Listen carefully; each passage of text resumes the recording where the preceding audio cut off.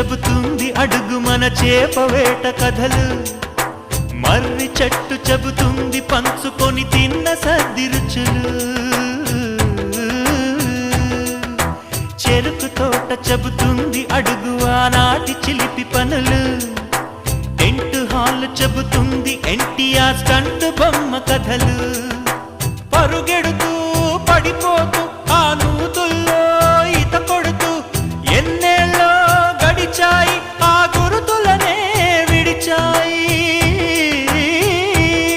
వయసంత మరచి కేరింతలాడే ఆ తీపి జ్ఞాపకాలు కలకాలం మనతోటే వెన్నంటే ఉంటాయి, మనలాగే అవి కూడా.